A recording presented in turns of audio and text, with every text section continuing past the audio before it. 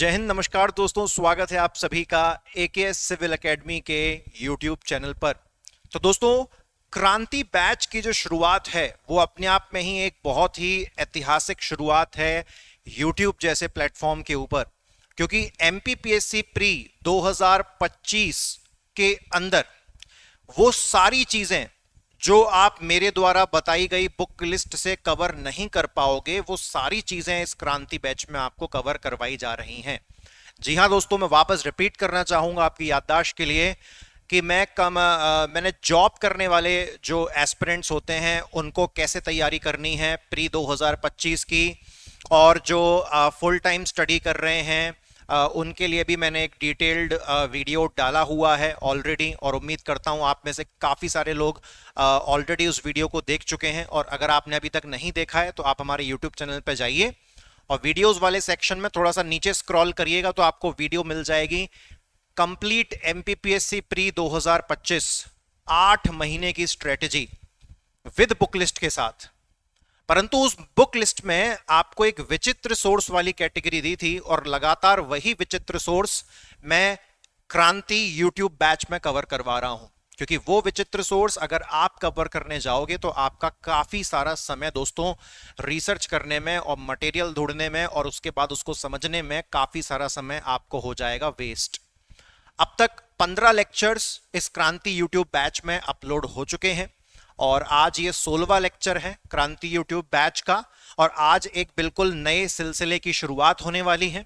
परंतु जिससे पहले कि मैं इसको शुरू करूं, मैं आपको कुछ जानकारी दे देना चाहता हूं कि क्रांति यूट्यूब बैच में लेक्चर नंबर 1 से लेके लेक्चर नंबर 5, यहां पर मैंने आपको एमपी का पूरा बजट कवर करवाया था जो कि 2024-25 में रिलीज हुआ, और उसमें ढेर सारे भर भर के फैक्ट्स थे एमपी जीके के नजरिए से, मतलब बारिश थी उसमें फैक्ट्स की।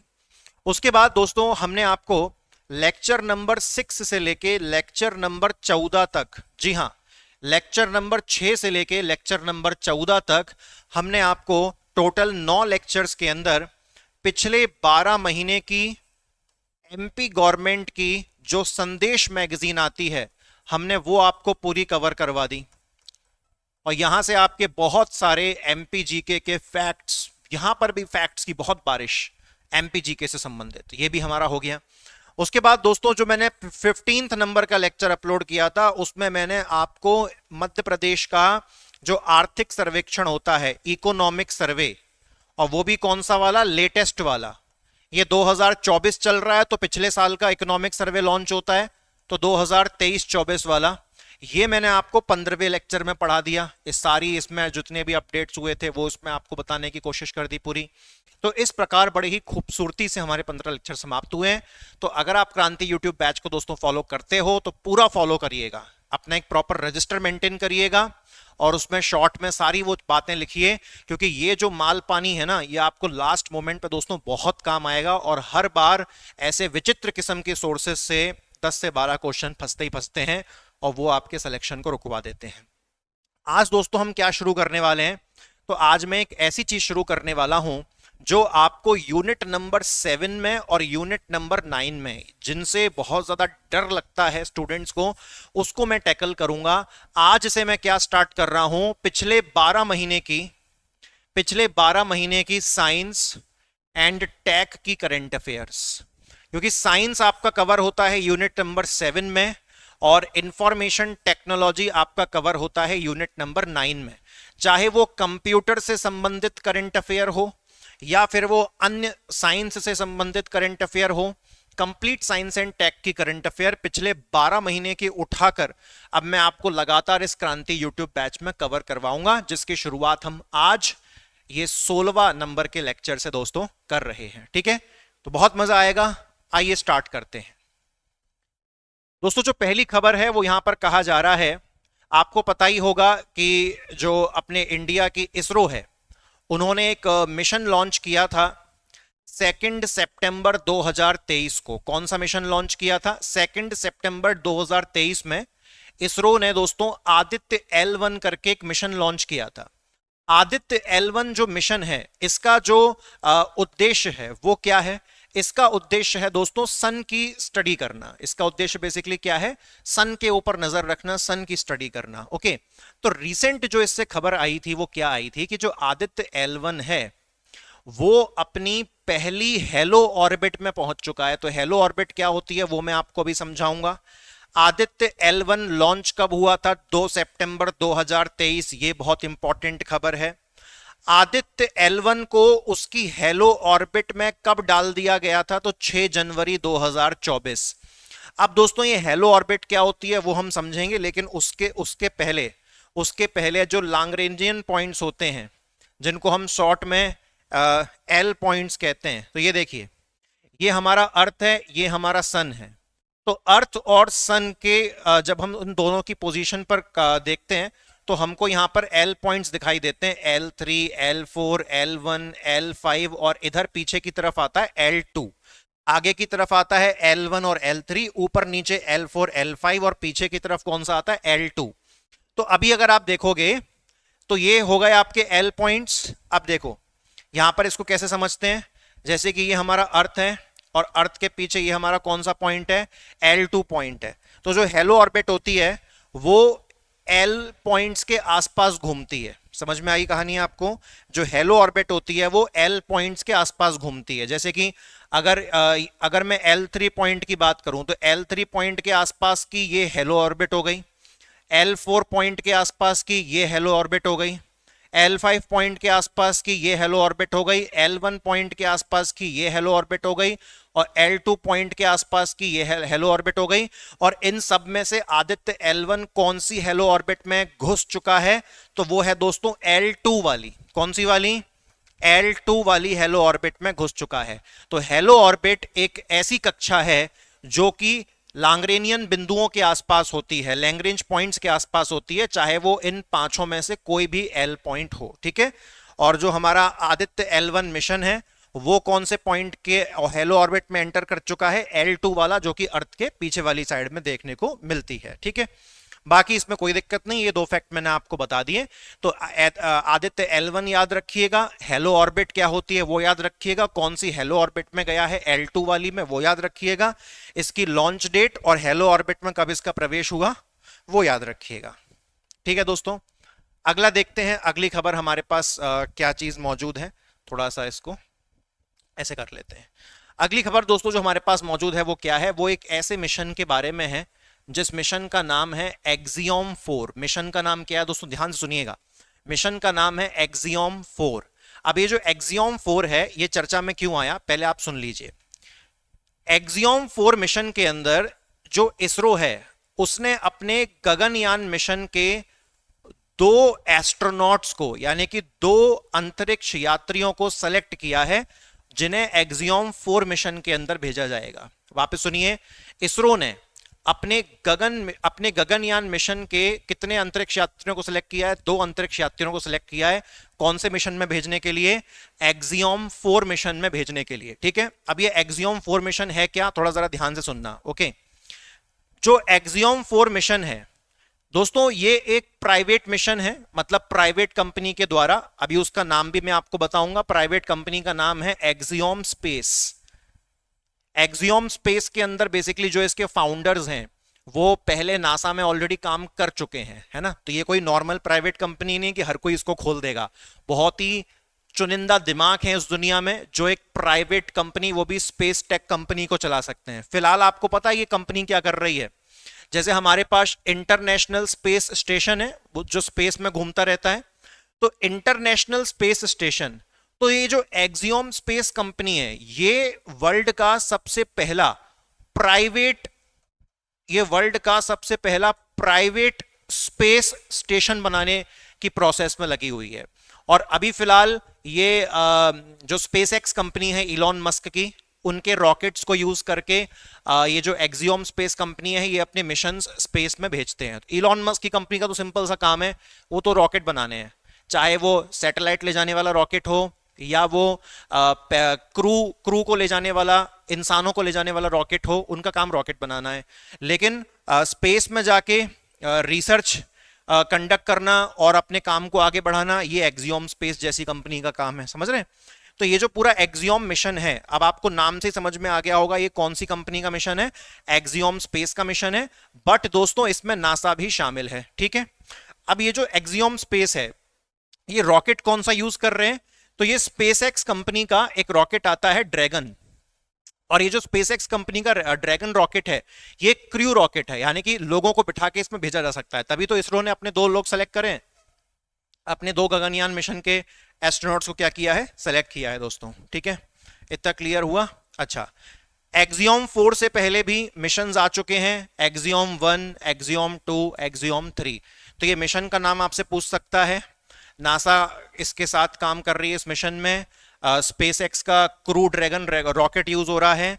और कौन सी प्राइवेट कंपनी जिम्मेदार है इस मिशन के पीछे, एक्सियोम स्पेस, ठीक है। उसके बाद दोस्तों आगे बढ़ेंगे, अगली खबर में क्या देखने को मिलता है, इंटरनेशनल स्पेस स्टेशन के बारे में कुछ आपके लिए यहां पर मैंने जरूरी पॉइंट्स डाल दिए हैं। जैसे कि जो इंटरनेशनल स्पेस स्टेशन है, जो स्पेस में घूमता रहता है एकदम स्पेस के अंदर, तो इसको लॉन्च कब किया गया था, 1998 में। अक्सर इसके रिपेयर मेंटेनेंस वर्क के लिए एस्ट्रोनॉट्स को ऊपर भेजा जाता है टाइम टू टाइम, ठीक है। तो 1998 में इसकी शुरुआत हुई थी और ये दुनिया का सबसे बड़ा स्पेस स्टेशन है जिसको आज तक बनाया गया है ना। और इसका जो मुख्य काम है इंटरनेशनल स्पेस स्टेशन का, वो क्या है, माइक्रो ग्रेविटी के ऊपर रिसर्च करना और जो अंतरिक्ष में वातावरण होता है उसके ऊपर रिसर्च करना। अब अगर आपके दिमाग में आता होगा कि सर ये इंटरनेशनल स्पेस स्टेशन क्या अकेले अमेरिका की नासा ने बनाया है, जी नहीं। ये जो इंटरनेशनल स्पेस स्टेशन है इसमें 5 देशों की अंतरिक्ष एजेंसियां शामिल हैं, USA, Russia, Japan, Europe, Canada. कितने हैं, 1 2 3 4 5, रिपीट करें, USA, Russia, Japan, Europe, Canada, ठीक है। चलिए आगे देखेंगे अगली खबर क्या है। तो दोस्तों अगली खबर में हम देखते हैं, अगली खबर क्या आई है कि चाइना के जो जियोलॉजिस्ट हैं, यानी कि जो चीनी भूगर्भ शास्त्री हैं, जो जमीन के अंदर के बारे में रिसर्च करते हैं, तो जियोलॉजिस्ट ने, ये जो चाइना के जो जियोलॉजिस्ट हैं, इन्होंने 2 एलिमेंट्स होते हैं दोस्तों, एक तत्व होता है नायोबियम और एक तत्व होता है स्कैंडियम। जब हम पीरियोडिक टेबल पढ़ते हैं, आवर्त सारणी, तो पीरियोडिक टेबल में नायोबियम और स्कैंडियम के बारे में हमको देखने को मिलता है। तो नायोबियम और स्कैंडियम, इनसे संबंधित कुछ मिनरल्स की जो है खोज की गई है ना। कौन से मिनरल्स की खोज की गई है, तो दोनों के नाम आप देख लीजिएगा। एक का नाम रखा है ऑबनियोबाइट और दूसरे का नाम रखा है स्कैंडियो फ्लोरो एकर मैनाइट। स्कैंडियो फ्लोरो एकर मैनाइट, बस इतना नाम याद रख लो कि ऑप्शन देख के पहचान सको। और ये कौन से 2 मिनरल्स हैं, ये काफी दोस्तों रेयर खनिज होते हैं और इनकी जो खोज है वो कौन से देश ने करी है, तो इनकी खोज जो है दोस्तों वो चाइना के जियोलॉजिस्ट ने करी है। इतना आप सभी को क्लियर हो गया। अच्छा, ये जो खोज है इसको अंजाम कहां दिया गया है, तो मंगोलिया का एक इलाका है वहां पर इसको अंजाम दिया गया है। तो ये इतना इंपॉर्टेंट नहीं है, मंगोलिया याद रख लो, इतना काफी रहेगा। बट ये याद रखना, ऑबनियोबाइट और स्कैंडियो फ्लोरो एकरमेनाइट, ये 2 खनिजों के नाम हैं जो कि बहुत ज्यादा रेयर होते हैं और इनकी खोज कहां के जियोलॉजिस्ट ने करी है, तो चाइना के जियोलॉजिस्ट ने जो है इनकी खोज करी है। उसके बाद दोस्तों एक ही बहुत अच्छा, यहां पर एक चैपिया मिशन, ये आपसे डेफिनेटली पूछ सकता है एग्जाम में, चैपिया मिशन के बारे में। अब ये चैपिया मिशन क्या है दोस्तों, बड़ा ही नायाब मिशन है ये चैपिया मिशन। इसमें कैसे काम करता है ध्यान से देखिएगा। तो नासा का चैपिया मिशन, नासा चैपिया मिशन, इसका जो 1 ईयर है, इसका जो फर्स्ट ईयर है वो क्या हो चुका है, इसका फर्स्ट ईयर कंप्लीट हो चुका है। और इस मिशन में एग्जैक्टली जो वर्क है वो आप ध्यान से सुनिएगा। ये बेसिकली मार्स का सिम्युलेशन है। ये क्या है, मार्स का सिम्युलेशन है। जैसे कि मान के चलो कि एक पूरा सेटअप क्रिएट किया गया है और उस पूरे सेटअप में एक मार्स, मंगल ग्रह जैसा माहौल तैयार किया गया है और उस माहौल में इन एस्ट्रोनॉट्स को जो है वहां पर रोका गया है पूरे 1 साल तक। ये 1 साल तक इस पूरे माहौल में बंद रहे हैं।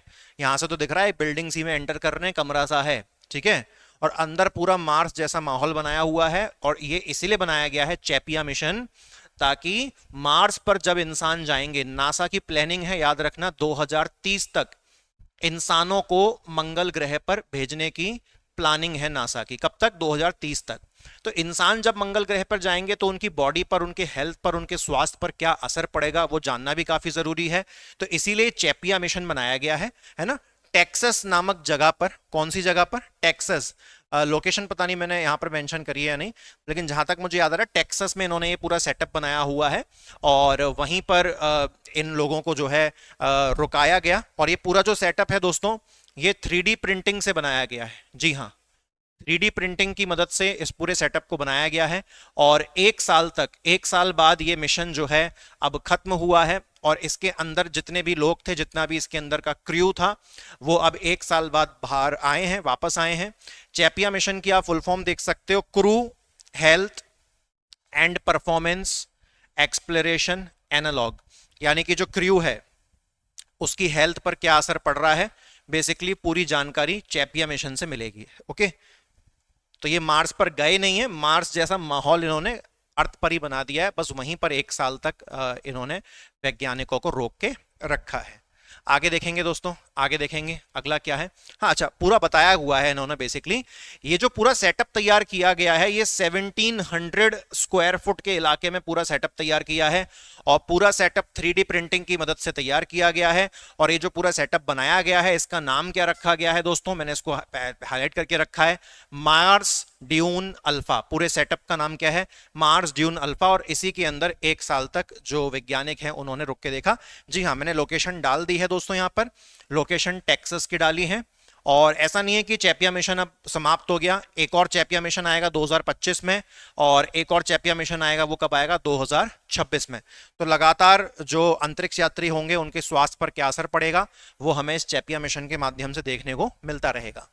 उसके बाद दोस्तों ये खबर में चर्चाओं में एक ये टेलीस्कोप है, 30 मीटर टेलीस्कोप। इसके बारे में आपको जानकारी होना बहुत जरूरी है।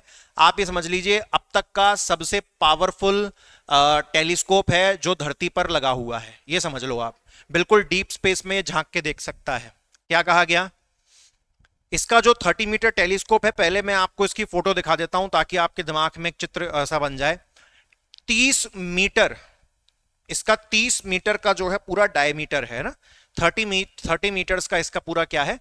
30 मीटर्स का इसका जो पूरा है दोस्तों डायमीटर है, इसका व्यास है 30 मीटर का। और ठीक है, हाँ। और ये एग्जैक्टली कौन सा टेलीस्कोप है? तो ये मिरर ऑप्टिकल इंफ्रारेड टेलीस्कोप है दोस्तों, इंफ्रारेड टेलीस्कोप है। और जैसा कि मैंने बताया, सिंपल शब्दों में अगर आप याद रखोगे तो जो डीप स्पेस है, डीप स्पेस समझते हो, जो हमारे बिल्कुल सौर मंडल के भी पार है, इंटरस्टेलर स्पेस बोल लो आप एक तरीके से, जहां पर हमारा सौर मंडल भी खत्म हो गया, उसको आप डीप स्पेस कह सकते हैं। ये वहां तक देखने की शक्ति रखता है दोस्तों, वहां तक झांक के देख सकता है और धरती पर ये लगा हुआ है। सबसे अच्छी बात तो इसकी यही है। कितने देश इसमें इन्वॉल्व्ड हैं तो वो जानना बहुत जरूरी है। जैसे कि यूएस है, यूएस उसमें भी था इंटरनेशनल स्पेस स्टेशन में, कनाडा भी इंटरनेशनल स्पेस स्टेशन में था, जापान भी इंटरनेशनल स्पेस स्टेशन में था, चाइना नहीं था उसमें, लेकिन चाइना ये 30 मीटर टेलीस्कोप में पार्ट है। और सबसे इंपॉर्टेंट बात दोस्तों, इंडिया भी 30 मीटर टेलीस्कोप प्रोजेक्ट का हिस्सा है। जी हाँ, ठीक है, समझ रहे हैं? ये दुनिया का सबसे ज्यादा एडवांस ग्राउंड बेस्ड टेलीस्कोप है। सबसे बड़ी बात, ग्राउंड बेस्ड टेलीस्कोप है, धरती पर लगा हुआ दुनिया का अब तक का सबसे एडवांस दोस्तों ये क्या है? टेलीस्कोप है। ठीक है, अच्छा, ये हो गई जानकारी।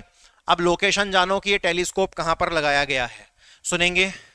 मौना किया जो कि एक असक्रिय ज्वालामुखी है, जो कि एक निष्क्रिय ज्वालामुखी, असक्रिय मतलब एक्टिव नहीं है, फटता वटता कुछ भी नहीं है। तो मौना किया नाम का एक वॉल्केनो आइलैंड है और ये कहां पर आता है? हवाई। और हवाई दोस्तों वैसे तो जापान के करीब है, परंतु अधिकार के हिसाब से अगर आप देखोगे तो यूएस का ही एक स्टेट माना जाता है हवाई। ठीक है, तो यूनाइटेड स्टेट्स का जो हवाई स्टेट है, उसी आइलैंड पर एक ज्वालामुखी है, इनएक्टिव ज्वालामुखी है मौना किया। वहीं पर ऊंचाई को देखते हुए, लोकेशन को देखते हुए, वहीं पर जो है इस टेलीस्कोप को दोस्तों सेटअप किया गया है। और इंडिया की तरफ से जो लीड कर रहे हैं इस प्रोजेक्ट को, वो कौन है? Indian institute of astrophysics Bangalore, भारतीय खगोल भौतिकी संस्थान IIA बेंगलोर। तो लोकेशन भी याद रखिएगा। इंडिया की तरफ से ये लीड कर रहे हैं इस मिशन को, ठीक है। हर हर कंट्री की तरफ से कोई ना कोई लीड कर रहा है, तो इंडिया की तरफ से ये लीड कर रहे हैं। उसके बाद दोस्तों अगली खबर हमको क्या देखने को मिलती है, आइए हम देखें। मिसी एलियट, ये एक हिप हॉप सिंगर थी। तो मिसी एलियट का एक गाना है द रेन। अब आप कहोगे सर ये हिप हॉप सिंगर के गाने क्यों पढ़ा रहे हो, सुन लो पहले। मिसी एलियट का एक गाना था द रेन। तो नासा ने रिसेंटली दोस्तों क्या किया है, ये जो गाना है ना द रेन, इसको बाकायदा इसकी धुन भेजी है कहां तक, वीनस ग्रह तक।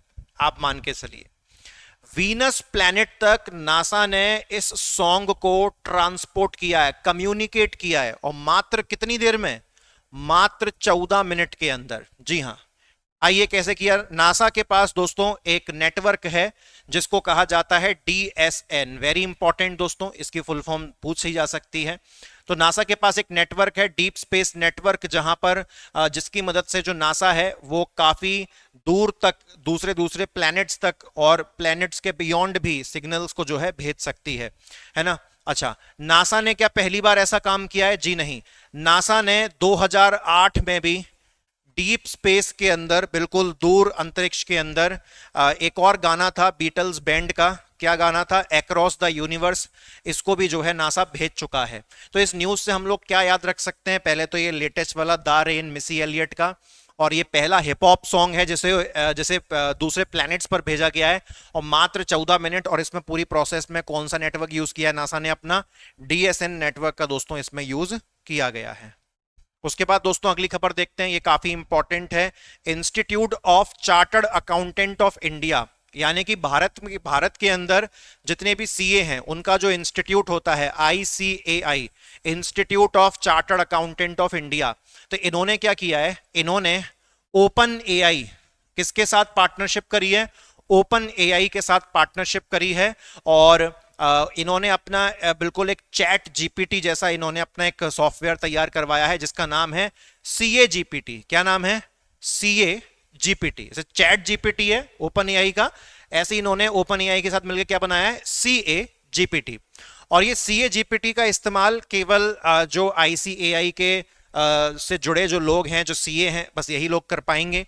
और ICAI ने बेसिकली एक ट्रेनिंग प्रोग्राम भी चलवाया है। 18 घंटे की ट्रेनिंग दी जाएगी, 3 दिन का सर्टिफिकेट कोर्स होगा जहां पर CA GPT के अंदर प्रशिक्षण दिया जाएगा। और अगर सफलतापूर्वक आप प्रशिक्षण ले लेते हैं तो आपको सर्टिफिकेट भी दिया जाएगा। ओके, तो इस CA GPT याद रखना। इस प्रकार के question open AI chat GPT के क्वेश्चन ऑलरेडी प्रीलिम्स में पिछले 1-2 साल में देखने को मिले हैं। अगर आपने प्री का एग्जाम दिया तो डेफिनेटली आपसे बात छुपी नहीं है। तो ये CA GPT याद रखिएगा। जी हाँ, तो आज के इस लेक्चर की खबर दोस्तों होती है यहीं पर समाप्त। मैंने जब संदेश मैगजीन उठाई थी ना MP गवर्नमेंट की, तो मात्र 9 लेक्चर लिए थे। आप मोटा मोटा मान सकते हो हर लेक्चर को 50-55 मिनट का, तो 8 घंटे हमने इन्वेस्ट करे थे। आप एक एक लेक्चर करके देखोगे तो आपको छोटा लग रहा है, लेकिन अगर मैं एक डाल देता मेगा वीडियो तो 8 घंटे कम नहीं होते दोस्तों। अच्छा खासा समय दिया है हमने। और ये जो पिछले 12 महीने के जो साइंस एंड टेक के करंट अफेयर्स हैं, क्योंकि यूनिट नंबर 7 और 9 आप देखो हर साल इसमें से कुछ ना कुछ ऐसे क्वेश्चन रहते हैं। करंट अफेयर की तो यूनिट अलग है ही, करंट अफेयर के 10 क्वेश्चन तो अलग आते ही हैं, प्लस दूसरी यूनिट्स में से भी जो करंट अफेयर का क्वेश्चन बन सकता है वो भी आते हैं। तो अगर आप करंट अफेयर के क्वेश्चन सही मायने में तलाश करोगे तो आपको 20 के आसपास करंट अफेयर के क्वेश्चन देखने को मिल जाते हैं अलग अलग तरह से। तो दोस्तों मैं अब आपसे लेक्चर नंबर 17 में करूंगा मुलाकात क्रांति यूट्यूब बैच के अंदर, और तब तक आप निरंतर रूप से इस क्रांति यूट्यूब बैच का पार्ट बने रहिए। और सबसे ज्यादा इंपॉर्टेंट दोस्तों कि जो प्रीलिम्स के लिए हमने आपको बुक लिस्ट बताई हुई है वो आपको डेली करनी पड़ेंगी। अगर आप उसमें किसी भी प्रकार की कमी रखते हो तो गारंटी ले लो कि प्री 2025 भी पहले के प्री की तरह आपका फंस जाएगा। तो वो गलती बिल्कुल मत करिएगा। और अगर आपका मेंस प्रिपेयर्ड नहीं है तो भी एक खोखली सड़क बनाने का कोई तात्पर्य नहीं है। और अगर आप सेल्फ स्टडी के माध्यम से मेंस पढ़ना चाहते हो, मैंने उसके लिए भी वीडियो बनाई हुई है। और अगर आप हमारे ऑनलाइन कोर्स के माध्यम से मेंस पढ़ना चाहते हो तो उसकी भी पूरी सुविधा हमारे ऐप पर उपलब्ध है। आप उसको इंस्टॉल कर लीजिए और आपका काम हो जाएगा। Thank you very much. इजाजत दीजिए आज के लिए मुझे। जय हिंद।